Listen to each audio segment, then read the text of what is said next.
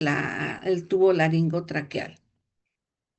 Ah, chicos, un minutito, por favor, voy a conectar mi máquina, me olvidé, se me vaya ahí la luz en medio que estamos haciendo la clase, un medio minutito.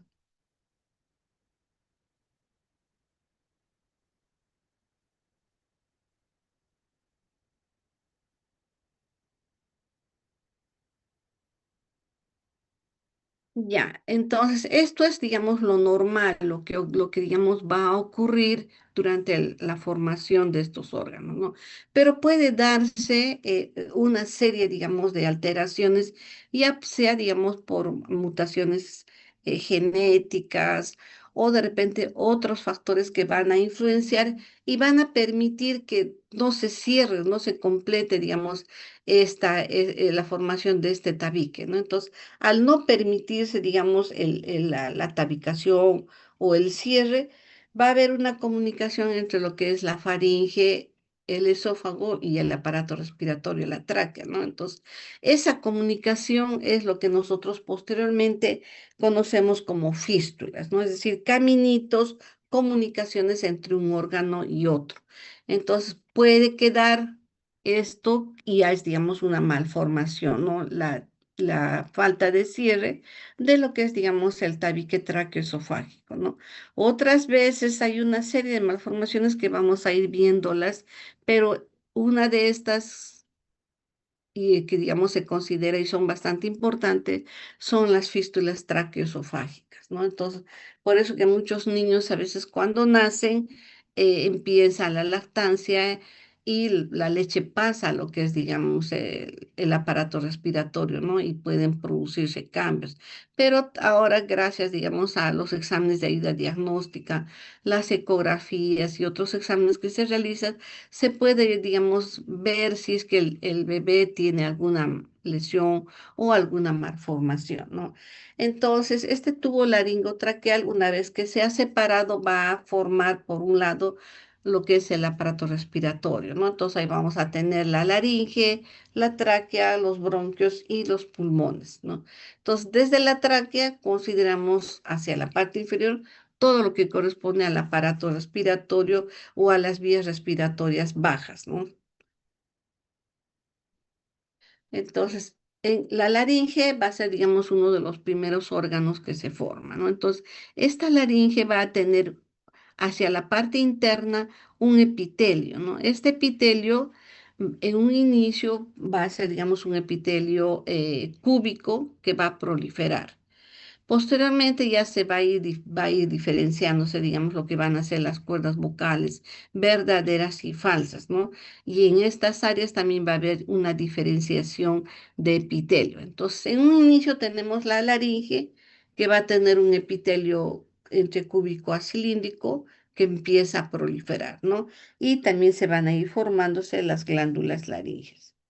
Ahora, en este tiempo, en esta división, esta proliferación o formación de la laringe, también vamos a ver que del mesénquima del cuarto y sexto arco faríngeo van a formarse lo que corresponde a la parte de los cartílagos y los músculos laringeos que van a acompañar a este órgano, ¿no? Entonces, este epitelio de la laringe empieza a crecer, a proliferar, a multiplicarse y va a tapar la luz de la laringe, ¿no? Entonces, lo que conocemos como una oclusión temporal de la luz de la laringe. Posteriormente, más o menos hacia la 10ª semana, empieza nuevamente a recanalizarse, es decir, abrirse un espacio y dejar la luz permeable. Entonces, en este tiempo se va a formar los ventrículos laringeos, ¿no? Estos ventrículos laringeos posteriormente van a formar lo que van a ser las cuerdas vocales verdaderas y falsas, ¿no?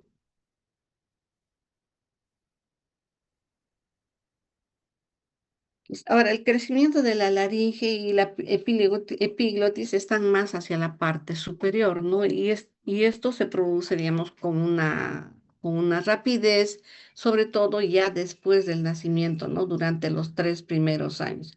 Entonces, ¿esto por qué se da, no? Ustedes saben que cuando nace el niño, no directamente no ingiere sus alimentos, no empieza su formación con la lactancia materna. Entonces, su cavidad oral, la parte, digamos, del techo del paladar tiene que estar adaptado para que la lengua pueda envolver el pezón de la mamá y pueda succionar, ¿no? A diferencia, digamos, de la forma que se tiene cuando ya es la persona adulta, ¿no? Entonces, en estos generalmente, primeros 3 años se va a completar la diferenciación de la laringe y de la epiglotis, ¿no? Entonces, al cabo de este tiempo, ya la epiglotis va a alcanzar la forma del adulto, la que, digamos, nosotros vemos en los textos, y esta epiglotis, como sabemos, tiene la forma más o menos de una lengüeta, ¿no? Entonces, esta lengüeta, cada vez que ingresa aire hacia los pulmones, va a tapar lo que son, digamos, la parte del esófago para permitir, digamos, el ingreso de aire de una manera libre, ¿no? Y a su vez, cuando ingerimos los alimentos, también va a tapar lo que es el aparato respiratorio para que todo pueda pasar de la faringe al esófago, ¿no?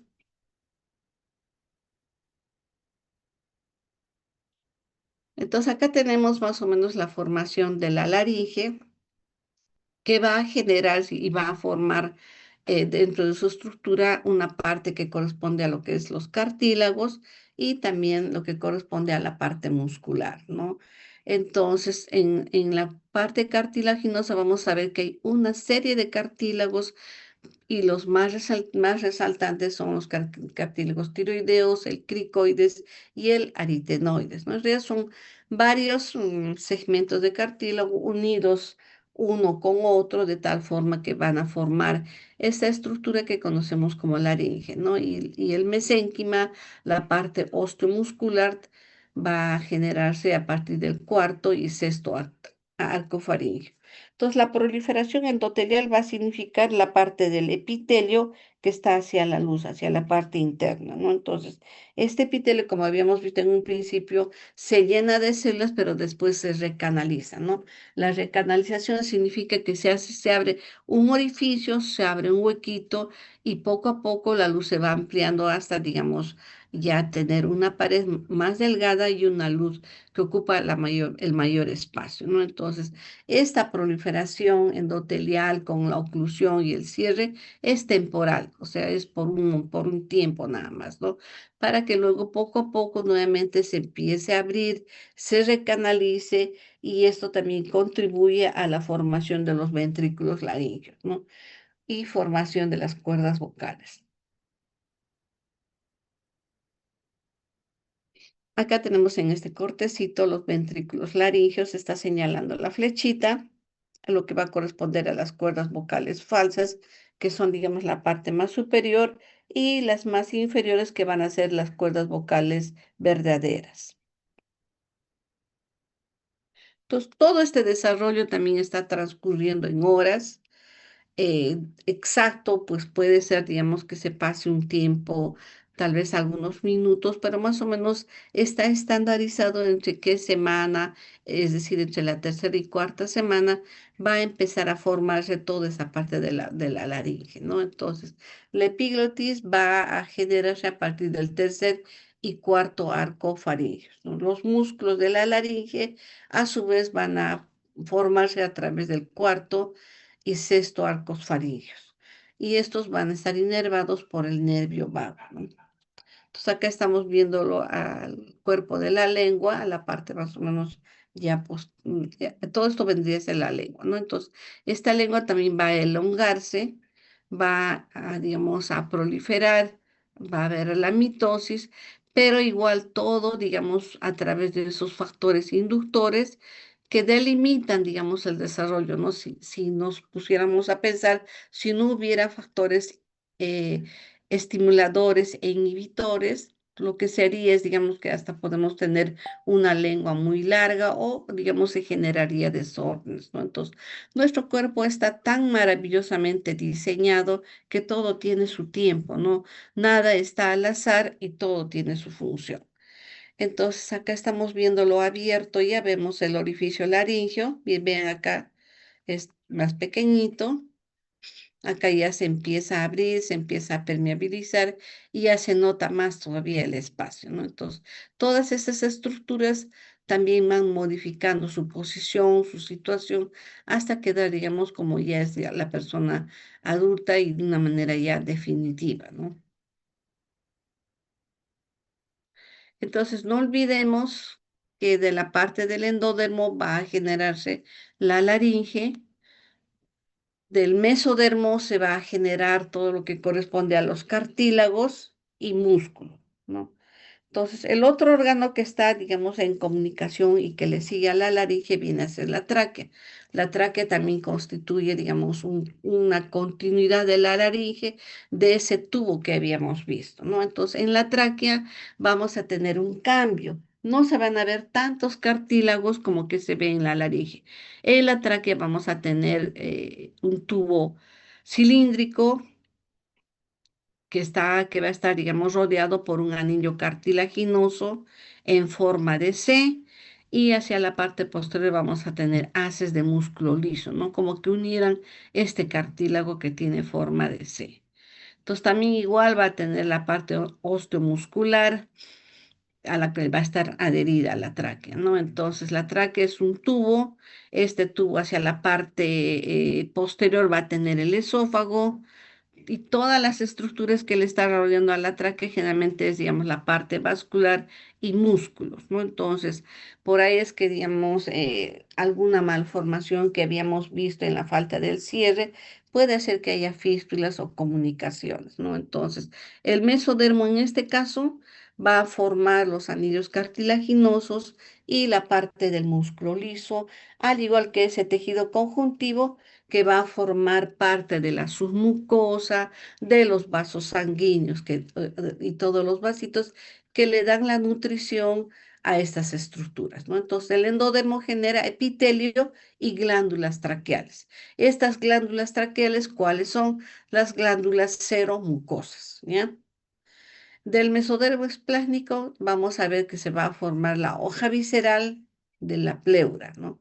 Entonces la pleura va a tener una hoja visceral, es decir, una telita que está directamente en contacto con el parénquima pulmonar y hacia, digamos, el ilio va a plegarse y va a continuar formando lo que va a ser la hoja parietal pegada a la cavidad torácica, ¿no? Entre ambas hojas hay una pequeña cantidad de líquido que permite, digamos, al pulmón expandirse y estar, digamos, protegido y resguardado, ¿no? Como que, digamos, hay una pequeña cantidad de líquido eh, pleural que permite el movimiento de los pulmones, ¿no? Entonces ahí estamos viendo en el esquemita el intestino anterior de color amarillito y acá lo que corresponde a la yema laringotraqueal.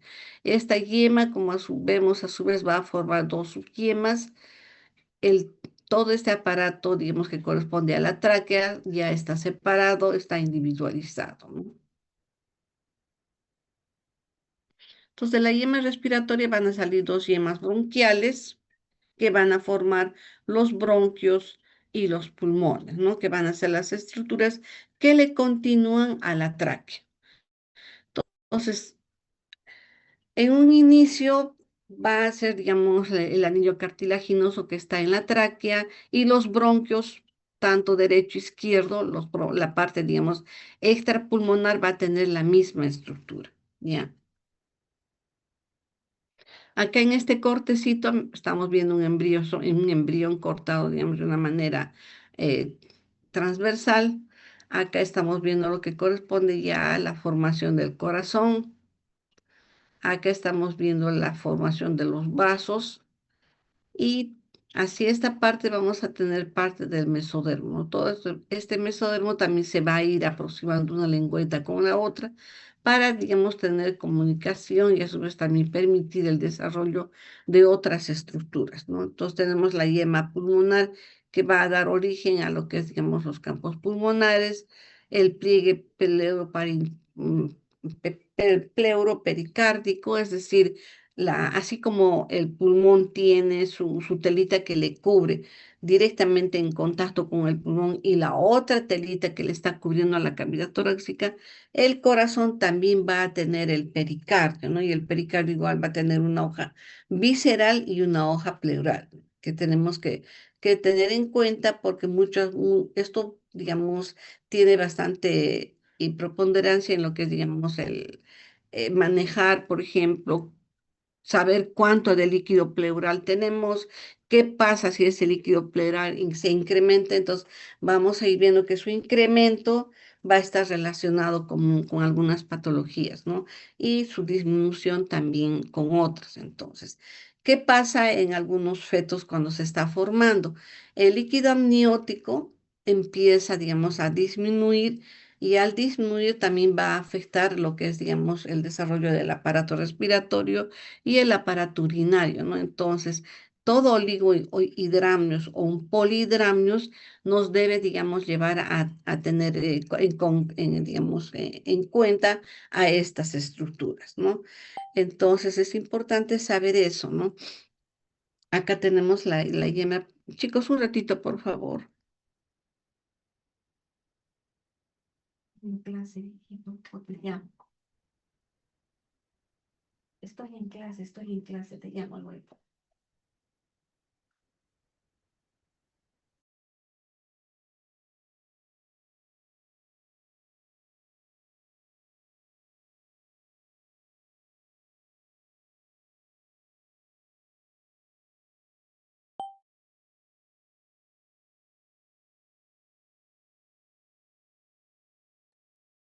Ya chicos, gracias. Entonces les decía, ¿no? Que así como en el pulmón tenemos la pleura parietal y visceral, también para la parte cardíaca se va a formar también el pericardio, ¿no? Entonces este pericardio va a ser, digamos, como una continuación de esta telita que se tiene en estas áreas, ¿no? Entonces, por eso que en lo que corresponde, digamos, a la cavidad torácica, cuando hay alguna lesión, alguna neoplasia, es, digamos, de sumo cuidado, ¿no? Retirar, por ejemplo, un cáncer de esófago o retirar el esófago, porque todas estas estructuras prácticamente están juntas, ¿no? Va a haber, digamos, una pequeña cantidad de tejido conjuntivo, va a haber una adventicia que va a estar separando el esófago de la tráquea o de la laringe, ¿no? Entonces, esto nos debe, digamos, llevar a reflexión para poder manejar todas estas estructuras, ¿no? A alguno de ustedes tal vez le guste ser cirujano de tórax y se va a acordar, ¿no? Que el desarrollo embrionario es importante para tener en cuenta el desarrollo de una serie de malformaciones que se dan en esta etapa en la que se está separando y en la que se ha individualizado el aparato gastrointestinal y el aparato respiratorio, ¿no? O sea que estamos viendo la pleura parietal está en contacto directo con lo que es el parénquima pulmonar y a su vez va a haber otra telita que va a cubrir la cavidad torácica, ¿no? Que va a ser, digamos, la pleura. Acá tenemos, disculpen, es la pleura parietal la que está en contacto con la cavidad torácica y la pleura visceral la que va a estar en contacto con los pulmones.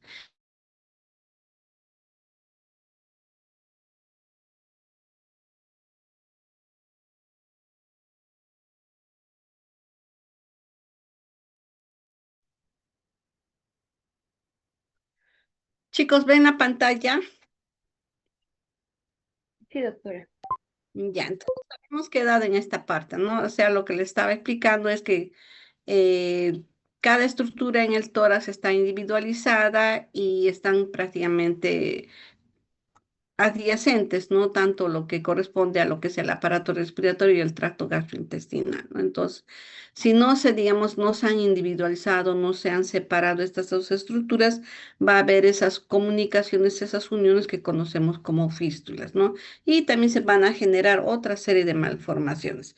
Entonces, Continuando con el desarrollo, habíamos visto la laringe, la tráquea y ahora tenemos lo que corresponde a los bronquios, ¿no? Entonces, los bronquios también va a ser, digamos, otra elongación, otra, digamos, sucesión de mitosis que va a formar tanto los bronquios para el pulmón derecho e izquierdo, ¿no? Entonces, en el lado derecho vamos a tener la separación del bronquio superior, medio e inferior y en el izquierdo tenemos el superior e inferior y también pues, se va a formar para formar la língula, ¿no? Entonces los bronquios primarios más o menos se están formando a la quinta semana, los bronquios secundarios hacia la sexta semana y los terciarios hacia la octava semana. Entonces, prácticamente un embrión de 8 semanas que más o menos tiene entre 3 a 4 centímetros, ya tiene prácticamente los bronquios terciarios, ¿no? Y al sexto mes más o menos va a ocurrir ya las 17 subdivisiones que completarían, digamos, la separación o esta división de los bronquios, ¿no? Entonces, no nos olvidemos de esta pleura visceral, que es una telita que va a cubrir al parénquima pulmonar, ¿no? Y esta telita a su vez va a tener un epitelio plano, ¿no? Que es, digamos, el mesotelio que conocemos. Entonces, este mesotelio le cubre al parénquima pulmonar, a nivel del ilio se repliega, se pega hacia la cavidad torácica y forma la pleura parietal. En medio de ellos tenemos la cavidad pleural, que en un inicio también se le llama canal pericardio peritoneal.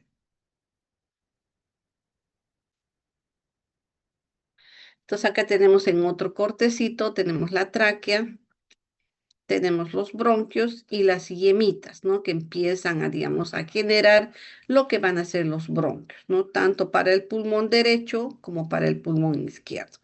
Vean, en un inicio, la, la parte que está pegada de la pleura hacia la parte respiratoria va a formar la pleura visceral y esta pleura visceral va a derivar del mesodermo esplácnico y la pleura parietal, que está pegada hacia la cavidad torácica, va a estar formada por el mesodermo somático.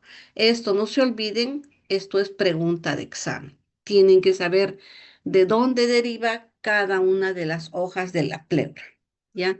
Haciendo otro cortecito, tenemos acá lo que corresponde tanto a la tráquea y a los bronquios, ¿no? Principales. Tienen más o menos la misma estructura. Tienen hacia la parte central, hacia la luz, el epitelio respiratorio. Luego vamos a ver que hay una pequeña cantidad debajo de este epitelio que corresponde a la lámina propia. Y luego vamos a tener los anillos cartilaginosos que están rodeando en forma de C a la tráquea, ¿no? Y hacia la parte, digamos, posterior tenemos haces musculares lisos, ¿no? Entonces, y esto a su vez va a tener nuevamente tejido conjuntivo, ¿no? Entonces, de esta manera es como la tráquea va, digamos, formándose. Cuando se divide hacia los bronquios principales derecho e izquierdo, todavía se va a mantener esta estructura, ¿no? Entonces, el endodermo va a generar este epitelio respiratorio, debajo de este epitelio respiratorio, a su vez vamos a tener glándulas seromucosas. Esas glándulas seromucosas van a dar o van a proporcionar y le van a dar humedad hacia la luz de la tráquea, de los bronquios, y también van a formar ese material mucoide que permite atrapar digamos, o una partícula, polvillos que puedan ingresar a las vías respiratorias y a través, digamos, del reflejo de la tos sean eliminados al exterior, ¿no? El mesodermo esplásmico, como sabemos, va a generar tejido conjuntivo o conectivo, va a formar lo que es, digamos, la parte muscular, no solamente el músculo liso, sino también el músculo esquelético, ¿no? Los anillos cartilaginosos y la pleura visceral. El mesodermo somático a su vez va a formar la pleura parietal, la que está unida hacia la cavidad torácica.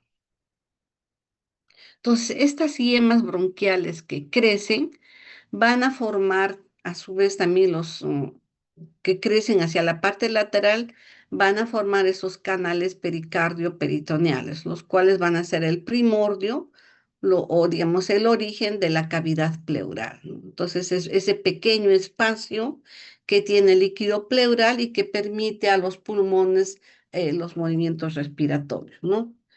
Entonces en la quinta semana se forman estos primordios de los bronquios principales, que tienen una configuración similar a la del adulto, ¿no? Derecho e izquierdo, tenemos el bronquio principal superior, medio e inferior en el derecho y en el izquierdo superior e inferior, ¿no? Y acá están, digamos, ambas hojas, la pleura visceral y la pleura parietal. La cavidad pleural hacia la sexta semana ya vean más o menos se ha individualizado ya los bronquios para cada segmento, ¿no? Para cada lóbulo del pulmón. Entonces, en un inicio fue así, como sabemos, la yema va a formar la tráquea, esta tráquea a su vez va a elongarse, va a tener mitosis, proliferación celular y va a formar lo que vamos a conocer ya como los bronquios, ¿no? Estos bronquios continúan su desarrollo, su separación, su individualización y ya vamos a ver un pulmoncito originario en el que ya vamos a ver los lóbulos separados tanto en el pulmón derecho como en el izquierdo, ¿no? Entonces, a veces nosotros, digamos, hemos tratado, digamos, de enviar allá en nuestro servicio embriones pequeñitos, ¿no? Eh, por decir, de 2, casi 3 centímetros hemos puesto lo que más o menos entre en una lámina portaobjetos, ¿no? Tratando, digamos, de lograr ver cómo es que se ve todas estas estructuras, ¿no? Muchas veces, por el tiempo, digamos, en el que están ya fuera del contacto con la sangre o de la oxigenación, se empiezan a deteriorar, ¿no? Y como muchos de estos tejidos vienen junto con coágulos hemáticos por un aborto, no se logra identificar, muchas de las estructuras están lisadas, ¿no? Como algunas veces también nos permite ver, entonces, nosotros allá en el servicio, pues estamos a la casa, ¿no? Cada vez que nos llegan restos, tratamos de buscar, de repente hay algunos restos embrionarios, algo que nos permita, digamos, ver cómo es que se está formando todas estas estructuras, ¿no? Porque es importante saber cómo es, cómo fue en un inicio, ¿no? Estos pulmones tan chiquitos que más o menos a las 8 semanas, como les decía, tiene un tamaño entre 2 a 4 centímetros, ¿no? Es pequeñito, o a veces hasta 3, dependiendo, ¿no? De las semanas. Y claro, nosotros para más o menos guiarnos cuánto tiene, cuánto de tiempo tiene un embrión, hacemos la medición de la planta del pie, ¿no? Pero en esta etapa, pues su planta del pie a veces mide 5 milímetros, no es chiquitito, a veces un poquito menos. Y de esa manera nos orientamos, ¿no? Entonces, yo he puesto ya 2, 3 veces así embrioncitos con la idea de ver cómo son los pulmones, ¿no? Ojalá tengamos oportunidad de poder, digamos, cuando hagamos patología, de ver cómo es un pulmón así pequeñito, ¿no? En una lámina está todo un embrioncito. Hemos tratado de hacer varios cortes para ver hígado, para ver riñoncitos, para ver, digamos, lo que corresponde al tracto gastrointestinal, ¿no? Entonces ahí se ve incluso, ¿no? Cómo es que se está formando los primeros bronquios, ¿no? Vamos a ver unas estructuras como que fuesen vasitos, ¿no? Y que corresponden a los bronquios. Porque en esta etapa todavía cuando estamos hacia la 8ª semana, todavía no hay capilares en los pulmones, solamente son bronquios. Entonces, posteriormente vamos a ver cómo se ve, digamos, los bronquios, ¿no? Esto que estamos viendo acá en esquemita como ramitas, cómo es que se ve en la parte histológica. Más o menos igual, acá ya se le ha dado color. Tenemos de amarillito todo lo que corresponde, digamos, al árbol bronquial. La 4ª semana, la 5ª semana y a la 6ª semana ya más o menos se está separando lo que va a ser cada uno de los lóbulos pulmonares, ¿no? Y a la 8ª semana ya tenemos prácticamente separado pulmón derecho y pulmón izquierdo, ¿no? Y ya se va también, digamos, estableciéndose una separación en lo que va a ser cada lóbulo, ¿no? Entonces, Todas estas estructuras, sabemos, tienen hacia la parte interior, vuelvo a repetir, el epitelio respiratorio. Ese epitelio va a estar rodeado por tejido conectivo, vamos a tener la parte cartilaginosa, músculo liso y también vamos a tener las glándulas, ¿no es cierto? Entonces, acá están separaditos lo que corresponde al lóbulo superior, medio e inferior, y acá también el lóbulo superior e inferior en el pulmón izquierdo. Entonces acá en este cuadrito es más o menos como que es un esquemita y nos va a ir, digamos, diferenciando cada una de las etapas hasta que se forma ya prácticamente el pulmón con los alvéolos, ¿no? Entonces, esto que estábamos viendo viene a ser una etapa embrionaria, ¿no? En la que se empieza a formar la yema, se van a formarse los bronquios, ¿no? Entonces, entre la cuarta y quinta semana, como sabemos, esta yema va a formar la tráquea y los bronquios principales, ¿no? A partir de la quinta semana ya vamos a ver que va a ir creciendo más, va habiendo más mitosis y ya se va a formarse lo que son los bronquios que van a dividir lóbulo superior, medio e inferior en el derecho y en el izquierdo el superior e inferior, ¿no? Entonces, entre la quinta semana y la 16 conocemos a esta etapa como la etapa pseudoglandular, ¿no? Y esta etapa va a llegar hasta formar lo que son los bronquiolos terminales, o sea, esas 17 subdivisiones van a ir continuando, ¿no? Su desarrollo. Entonces, luego vamos a ver que tenemos otra etapa a la que le llamamos la etapa canalicular, que va más o menos desde la 16ª semana hasta la 25. Entonces, en esta etapa canalicular, ¿qué es lo que vamos a encontrar? Se va a formar, va a ser el inicio de la formación del surfactante, se va a formar la barrera alveolo capilar y ya se va a diferenciar lo que son los bronquiolos respiratorios, ¿no? Luego vamos a ver desde la 26ª semana hasta el nacimiento la etapa sacular. En esta etapa ya llega a, digamos, la formación del surfactante llega a su punto máximo. Acá ya se están formando ya prácticamente los sacos alveolares y en el periodo postnatal que va, digamos, desde el nacimiento hasta los 8 años, es la etapa en la que los alvéolos van a incrementar su número, ¿no? Nosotros nacemos con un determinado número de alvéolos y hacia los 8 años vamos a tener, digamos, de lo que habíamos tenido miles, vamos a tener millones, ¿no? Entonces va a haber, se incrementa el número de alvéolos. Y esto también, digamos, tiene relación. eh, con, digamos, el ejercicio que se hace, ¿no? Ustedes seguramente ya les habrán explicado o tienen que saber, ¿no? Que un niño, por ejemplo, que después del nacimiento continúa su desarrollo haciendo, digamos, ejercicios, tipo, por ejemplo, de llevarlo a la piscina, porque el niño cuando se está formando está en un medio líquido, ¿no? En la cavidad uterina. Si digamos, este cambio de salir de un medio líquido y estar en contacto con el aire, que es, digamos, ocurre después del nacimiento, eh, se hace, digamos, como un cambio de que el niño empieza nuevamente a hacer ejercicio o hace ejercicios entrando a una piscina. Esto también le va a ayudar a que los campos pulmonares también se desarrollen de una manera más eh, con mayor, digamos, le favorezca a la proliferación de los alvéolos, ¿no? Entonces, el hecho de sumergirse en el agua y nuevamente salir en los niños les es, digamos, fáciles porque han estado desarrollándose en un medio líquido, ¿no? Entonces, no les es difícil, les es fácil y esto les ayuda, ¿no? Un niño, por ejemplo, que hace natación, va a ser un niño que va a tener menos opciones de desarrollar cuadros de asma, ¿no? Cuadros respiratorios. Entonces, es bueno, digamos, que los niños pequeños empiecen a hacer ejercicios ingresando a las piscinas, ¿no? Claro, con el apoyo de los padres.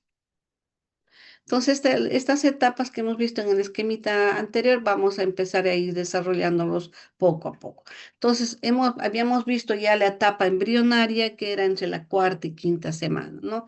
Luego hasta la sexta. Luego vamos a ver esta etapa pseudoglandular. Acá tenemos, vean el bronquio,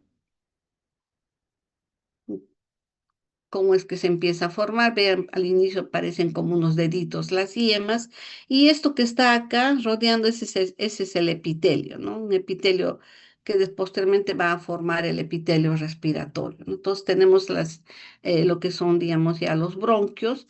Estos bronquios están rodeados por tejido conjuntivo. Todo ese fondo rosadito que está acá en este círculo es tejido conjuntivo. Y acá ustedes van a ver que hay unas estructuras como estrellitas. Entonces, esas son las células del tejido conjuntivo. ¿Y qué células tiene el tejido conjuntivo? Tiene fibroblastos, tiene células musculares lisas, tiene vasos sanguíneos. Entonces, ese tejido conjuntivo va a tener estas células, ¿no?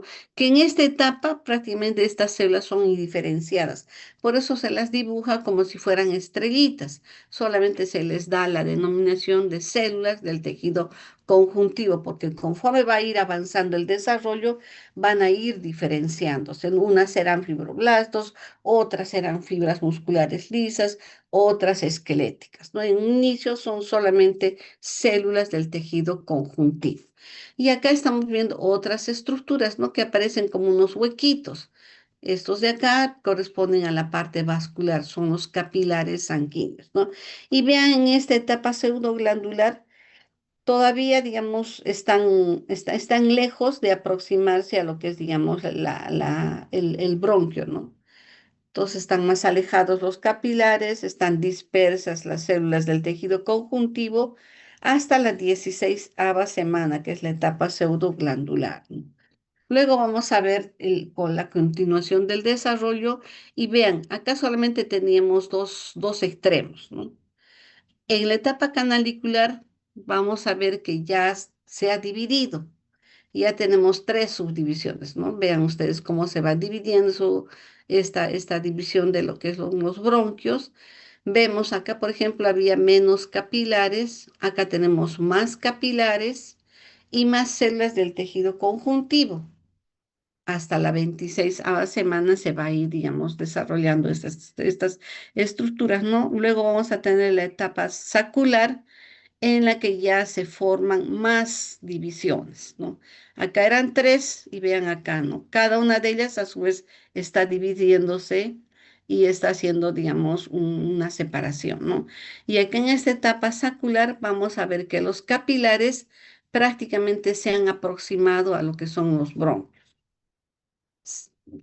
también pegaditos al epitelio, como que se meten dentro del epitelio para formar esa barrera capilar, ¿no? Y en la última etapa en la que ya los alvéolos van a completar su desarrollo es la etapa alveolar, ¿no? Y esta va entre la 32ª semana y aproximadamente los 8 años, ¿no? Posterior al nacimiento, en la que vamos a ver prácticamente la multiplicación y el aumento del número de alvéolos. Entonces, en la etapa pseudoglandular va desde la 15 hasta la 16ª semana, ¿no? No se olviden que en esta etapa pseudoglandular va a haber la formación hasta bronquios terminales, ¿ya? La etapa canalicular, que va desde la 16 hasta la 26 aproximadamente, va a llevar a la formación de los bronquiolos respiratorios y sacos alveolares. Hasta ahí vamos a llegar hasta la 26ª semana, ¿no?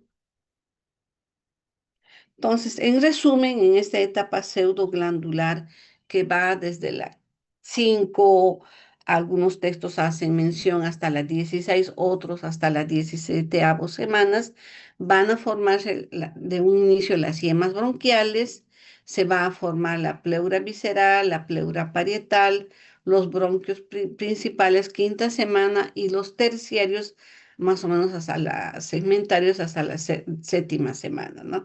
Los bronquios terminales, que ya son divisiones más pequeñitas, van a llegar hasta la semana 15. Acá el epitelio cilíndrico, ¿no? Como lo que estamos viendo acá. Todas estas células es un epitelio cilíndrico bajo, ¿no? Vamos a ver que hay pocos capilares también en esta etapa pseudoglandular y están alejados, ¿no? Al igual que lo que estamos viendo también a las células del tejido conectivo, ¿no? Entonces, para la semana 15 y 16 ya se han formado generalmente todos los principales componentes de las vías respiratorias, ¿no? Entonces, prácticamente ya se han dividido hasta bronquiolos terminales, los bronquios, en la etapa pseudoglandular. Como ven, acá todavía no es posible la respiración. ¿Por qué? Porque los capilares están alejados de los bronquios, no están cerca. Entonces, en la etapa pseudoglandular no es posible la respiración, por tanto, no es posible la supervivencia, ¿no? Y digamos, si el feto tuviera que ser llevado hacia una incubadora, todavía no va a poder realizarse la respiración porque todavía no se ha completado el desarrollo y la formación incluso del surfactante, ¿no? Entonces, cuando hay el peligro, la mamá está, digamos, con un cuadro de preeclampsia o eclampsia, lo que se trata, digamos, es de monitorizar y llegar hasta una etapa en la que ya la respiración sea posible para sacar al bebé y llevarlo a una incubadora, ¿no? Y salvar a la madre. Incluso a veces se sacrifica al feto, porque entre, digamos, elegir entre la mamá y el feto, se elige a la mamá, ¿no? Entonces, eso ya lo van a ver también en ginecología. Ahora, la tercera etapa va a ser la etapa canalicular o acinar también que se le dice, ¿no? Va desde la 16 hasta la 25. Como en la etapa pseudoglandular habíamos llegado hasta bronquiolos terminales, en esta etapa vamos a ver que acá ya se van a formar ya los bronquiolos respiratorios, ¿no? Entonces, algunos, en algunos momentos se llega, digamos, a ver en un mismo pulmoncito las dos etapas. Vemos bronquiolos terminales y por otros campos, si hiciéramos, por decir, unos cortes histológicos, vamos a ver, por ejemplo, bronquiolos y por otras partes vamos a ir viendo ya que los capilares se están pegando, digamos, a los bronquios, ¿no? Entonces, por eso se dice que tanto la etapa pseudoglandular ya al final se sobrepone a la etapa canalicular, ¿no? Entonces, como que, digamos, eso de decir hasta las 25 semanas no es, digamos, tan exacto, ¿no? Pero no nos hagamos, digamos, líos con esto, no solamente sepamos las etapas y qué es lo que se desarrolla en cada una de ellas. Entonces, ahora, en esta etapa pseudoglandular habíamos visto que llegamos hasta bronquiolos terminales. Entonces, estos bronquiolos a su vez también se van a ramificar para formar lo que son los bronquiolos respiratorios, ¿no? Estos bronquiolos respiratorios también se siguen ramificando para formar los conductos alveolares primitivos, ¿no? Entre 3 a 6 conductos alveolares. Acá, como habíamos visto, también aumenta la formación de vasitos o lo que llamamos también la vascularización, ¿no? Y en la 20ª semana se va a iniciar, digamos, la formación de los neumocitos, ¿no? Entonces, estos neumocitos son los que van a formar los sacos alveolares y los alveolos. Ya va a ser prácticamente un epitelio de una sola hilera, ¿no? Entonces, estos neumocitos, vamos a ver también que se van a dividir en neumocitos tipo uno y 2. Los neumocitos uno son los neumocitos más planitos y los neumocitos tipo 2 van a ser, digamos, van a tener o van a mantener esa forma, digamos, poligonal, ¿no? Que se tiene que de ser células un poco más amplias. Entonces, en esta etapa en la que ya se han acercado los capilares a los bronquios, a los bronquiolos respiratorios, ya es posible la respiración. Entonces, puede, digamos, haber una supervivencia en este momento, ¿no? Pero todo depende, digamos, de continuar la monitorización. En estos casos, cuando se saca al bebé, se le da corticoides para que pueda madurar los pulmones, ¿no?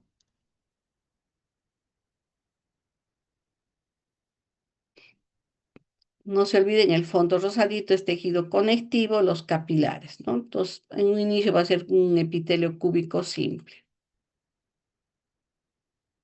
Entonces, la etapa de saco terminal o sacular va desde la 25ª semana hasta el nacimiento, ¿no? Como que digamos, ya es la última parte. Entonces, acá vamos a ver que se desarrollan los sacos terminales, es decir, aquellos o lo que conocemos como los alvéolos, ¿no? Pero en esta etapa los vamos a llamar alvéolos primitivos. Y su epitelio también se hace más delgado, por eso que ya, digamos, acá ya se forma, se ve que los alvéolos son de una sola hilera de células, ¿no? Y los capilares van a empezar a meterse a este epitelio, como que el capilar estuviera ya bien pegado, incluso hasta como que lo, digamos, pudiera que lo perfore, ¿no? Pero no es tampoco tanto así, sino que es para que se forme la barrera alveolo capilar, ¿no? Entonces, y esto permita, digamos, el intercambio gaseoso, ¿no? Entonces, estos sacos terminales están separados entre sí por septos primarios, ¿no? Los sacos terminales a su vez están recubiertos por células planas, que son los neumocitos tipo 1. Y también vamos a encontrar los neumocitos tipo 2, que son más cilíndricos y empiezan o son los encargados de secretar el surfactante, ¿no? Y esto al inicio va a ser en pequeña cantidad para que poco a poco vaya incrementándose y, ya, digamos, permitan la respiración, ¿no? En esta etapa también debemos considerar ya el desarrollo de los linfáticos, ¿no? Entonces, en la etapa alveolar, que va a ser, digamos, ya desde las 34 semanas hasta los 8 años, vamos a ver que estos sacos terminales se empiezan a dividir por septos secundarios para formar ya lo que van a ser los alvéolos ya adultos, ¿no? Cerca de el 95% de los alvéolos maduros se desarrollan luego o después del nacimiento. Como habíamos visto, al nacer hay entre 20 a 70 millones de alvéolos, ¿no? Y a los 8 años se llega incluso hasta 300.000 a 400 millones de alvéolos. El principal mecanismo de este aumento es el desarrollo de los septos o tabiques secundarios, ¿no? Que va, digamos, dividiéndose para que o se tengan más alvéolos, ¿no? Ahora, luego de nacer, el aumento del tamaño de los pulmones se va también a producir por un incremento en el número de bronquiolos respiratorios y alvéolos primordiales, ¿no?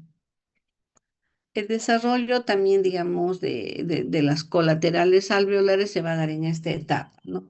Entonces vamos a ver que los alvéolos o la etapa alveolar va hasta los 3 años con formación de tabiques secundarios y aumento del número de alvéolos, ¿no?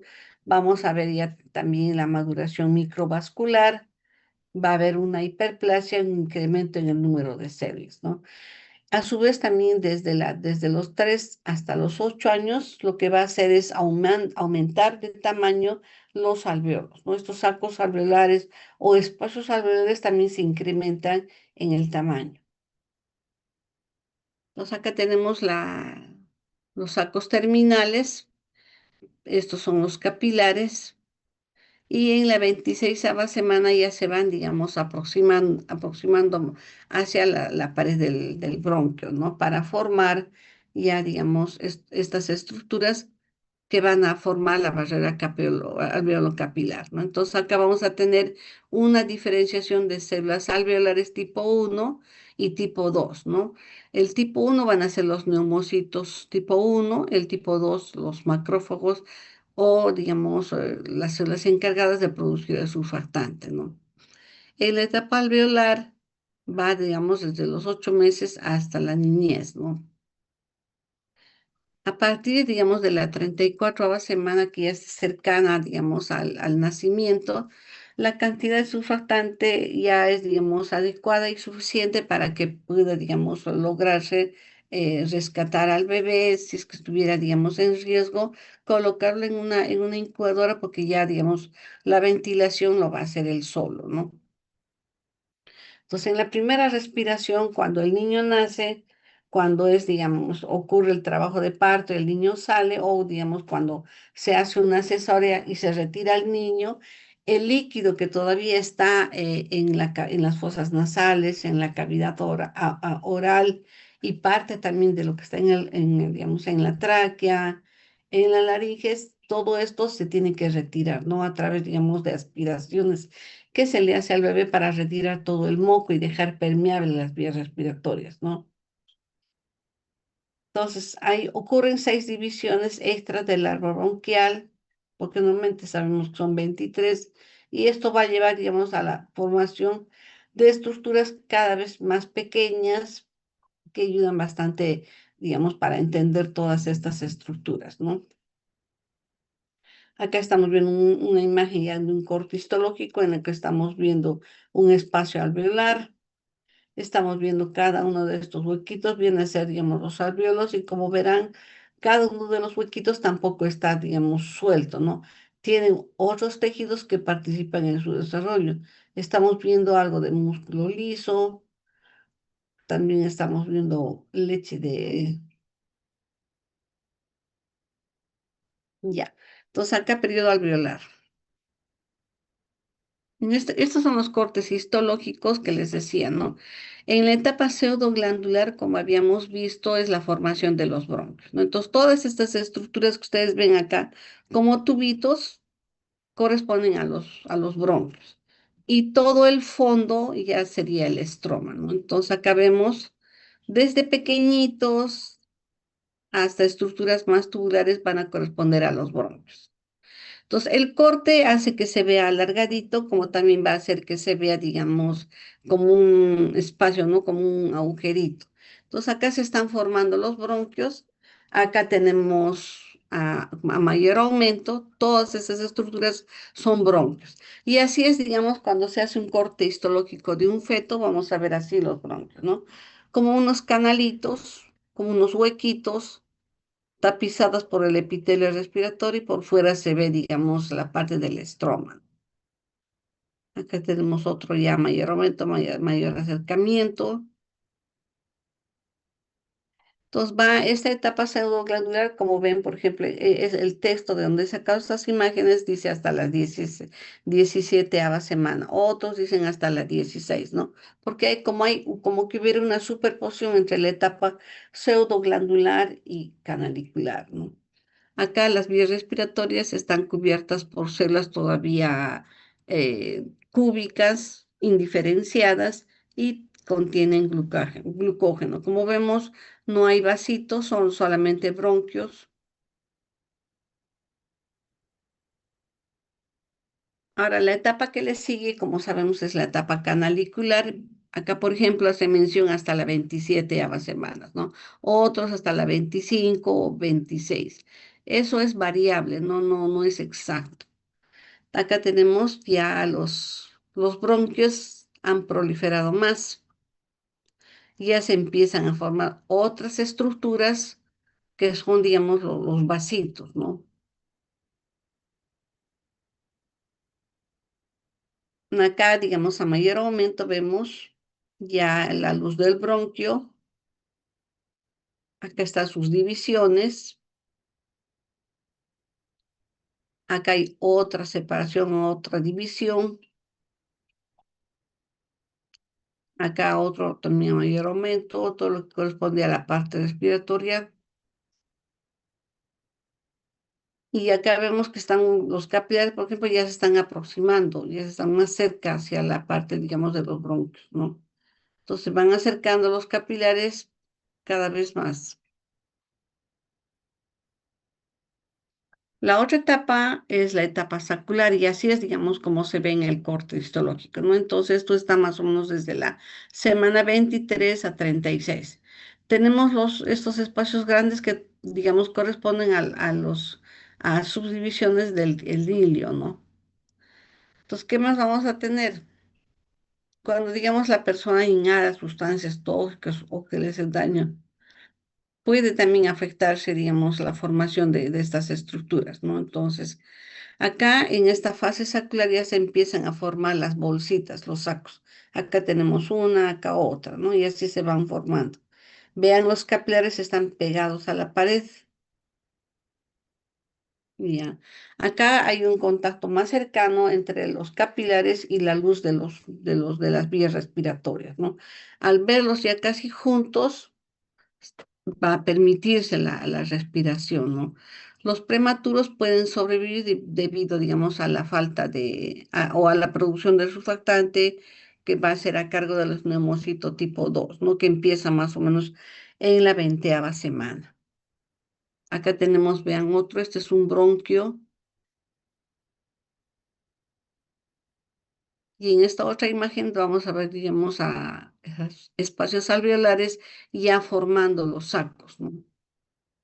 Y tapizados por el epitelio que va a formar, digamos, o vamos a tener dos epitelios, ¿no? Los capilares bien pegaditos a la pared. Acá se está formando una glándula. Acá el epitelio todavía está bien pegado a la pared del bronquio. Y lo que va quedando como transparente, como espacio, van a ser estas áreas, ¿no? Que están, digamos, ya divisiones de los espacios alveolares de los sacos, ¿no?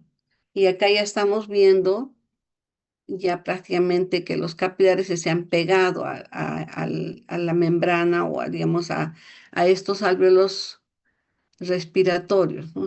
Acá tenemos un capilar, por acá también tenemos otro y así se adhieren, ¿no? Fuertemente, entonces se ve como una masa. Acá ya tenemos otra etapa que va desde la 36 a los 2 años, ¿no? Acá prácticamente ya el alveolo se ha desarrollado, ha completado su permanencia, ¿no? Entonces, vean, se van separando lo que son, digamos, los espacios alveolares y en el corte histológico lo vemos así, ¿no? Acá tenemos un espacio alveolar, acá tenemos otro, acá otro y otro, ¿no? Entonces, en esta etapa se ha formado cerca al 30 al 50%.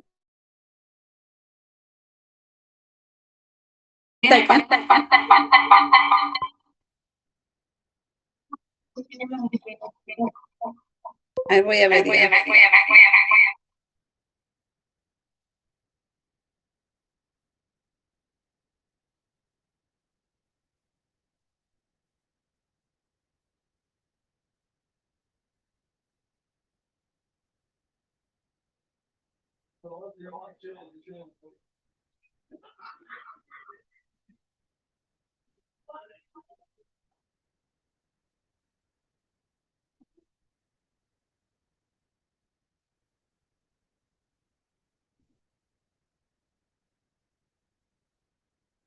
Marianito, he entrado y hay, digamos, hay eco, no sé por qué está pasando eso.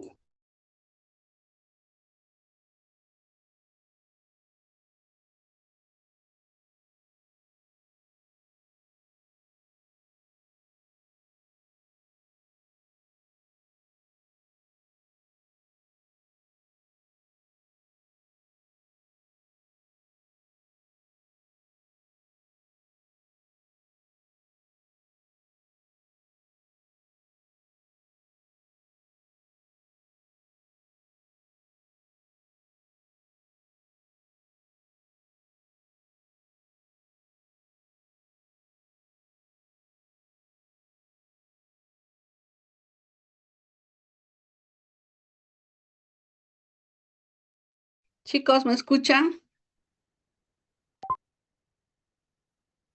Ya.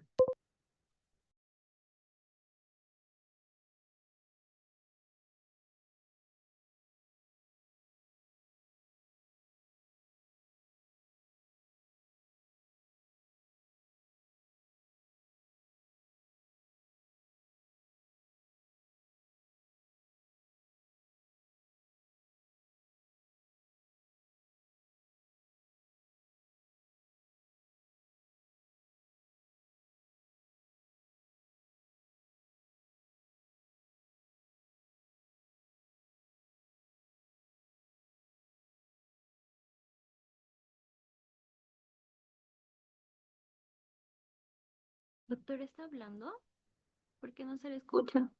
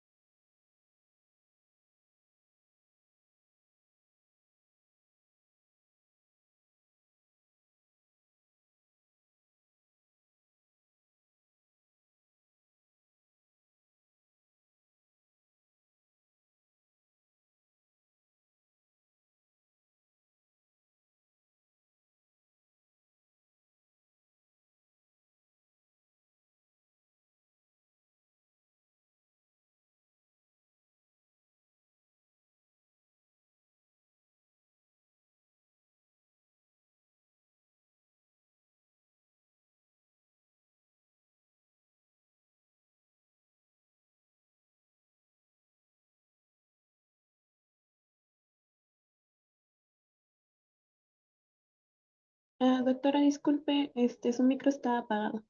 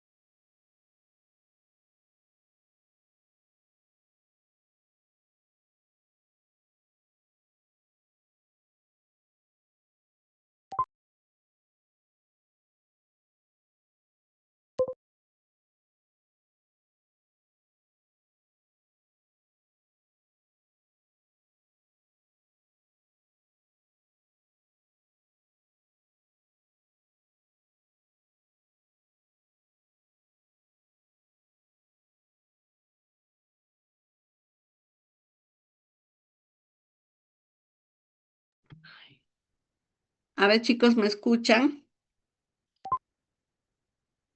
Ya, bien, vamos a regresar un poquito a la diapositiva anterior, creo que no me han escuchado, ¿no? Lo que les decía es que cuando está entre la 38 o 40 semanas antes de que nazca, no se ve así limpio. Hay un material amorfo que es el líquido amniótico, ¿no?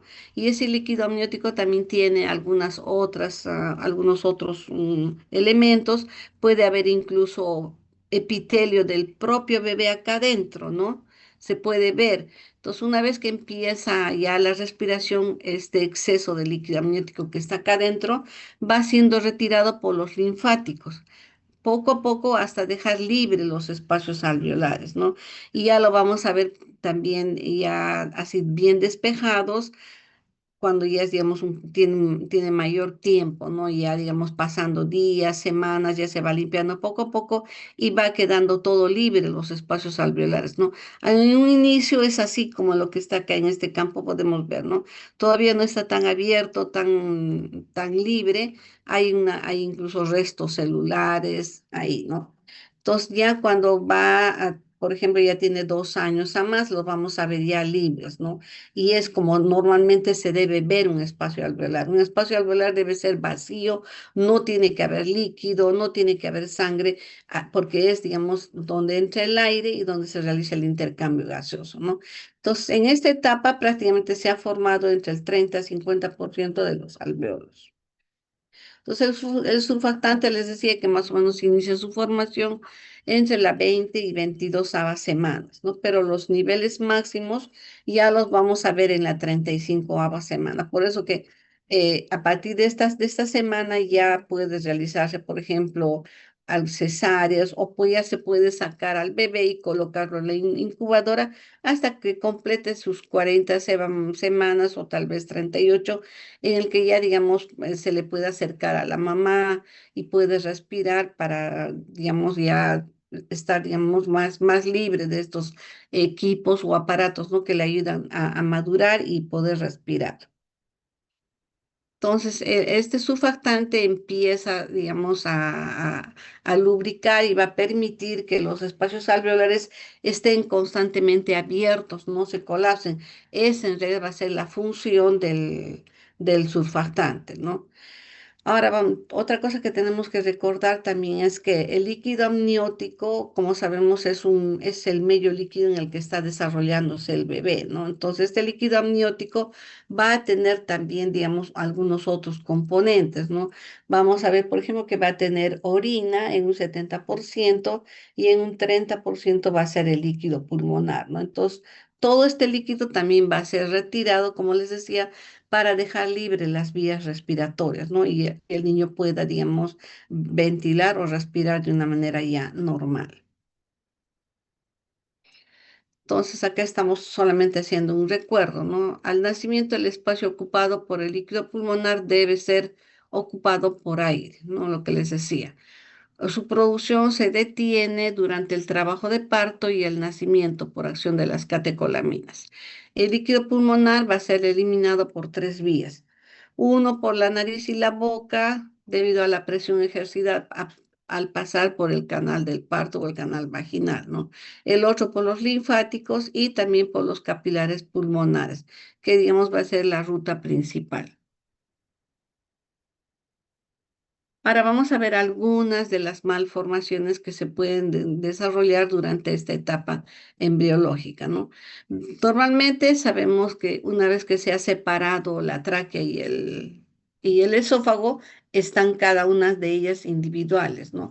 Pero puede darse, digamos, comunicaciones, como les había dicho, ¿no? Entonces, esas comunicaciones generalmente las conocemos como fístulas, ¿no? Entonces, estas malformaciones del aparato respiratorio van a consistir en alteraciones en la formación del tabique tráqueo-esofágico, ¿no? Algunas veces vamos a ver que se va a producir, por ejemplo, el esófago no va a continuar siendo permeable, como que acá se va a separar y el otro extremo también va a estar separado, ¿no? Entonces no va a haber una unión entre ambos. También se puede dar este tipo de malformaciones, ¿no? Puede darse también que un extremo del esófago esté separado, esté ciego, y el otro continúe también en comunicación con la tráquea. Entonces vamos a tener una atresia esofágica superior y en la parte inferior del esófago va a estar unido y se va a formar una fístula, ¿no?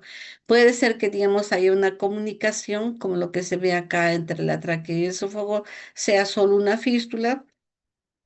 Puede que los dos extremos ciegos estén conectados hacia la tráquea y también se forma una fístula, o puede ser, digamos, que haya un extremo conectado, el otro esté ciego, ¿no?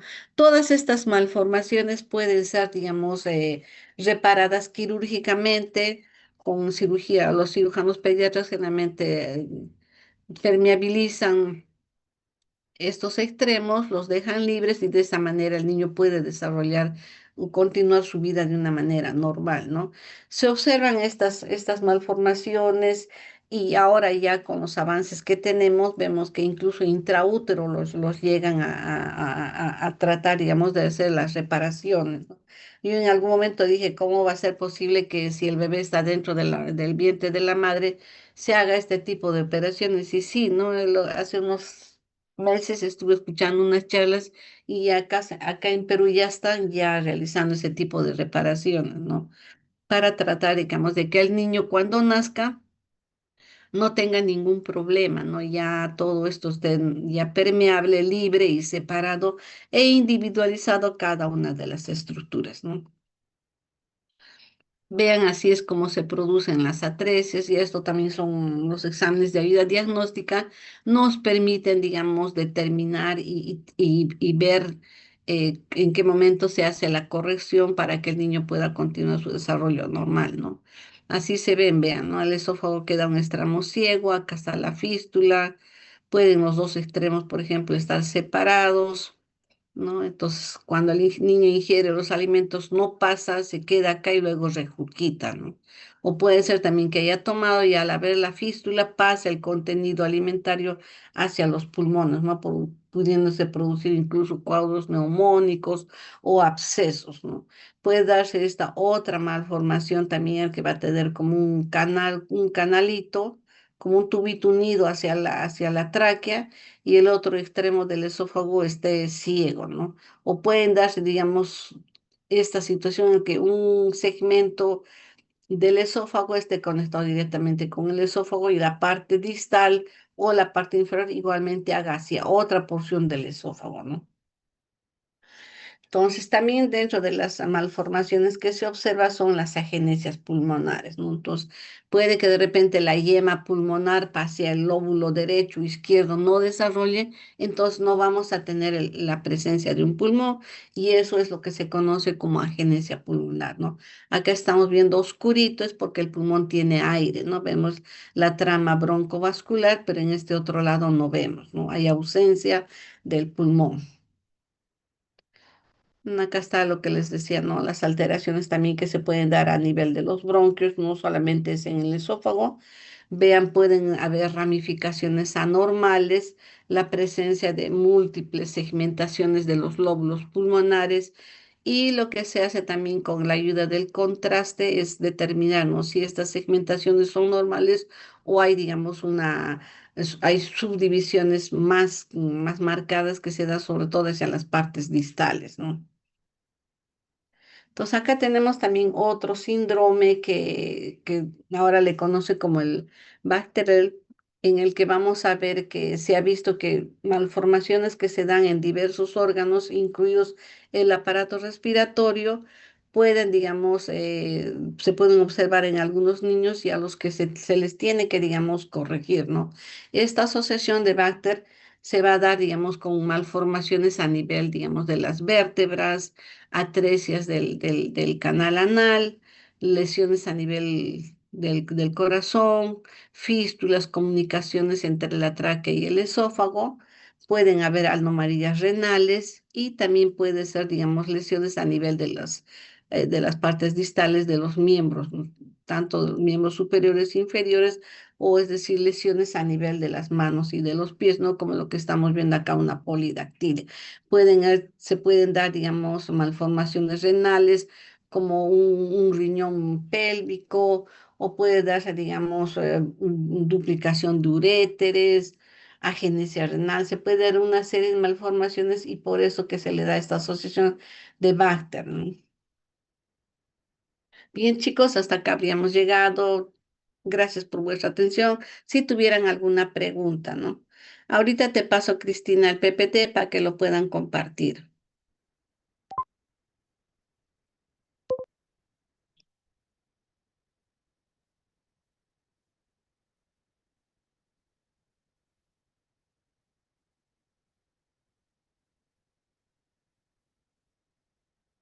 ¿No hay ninguna pregunta?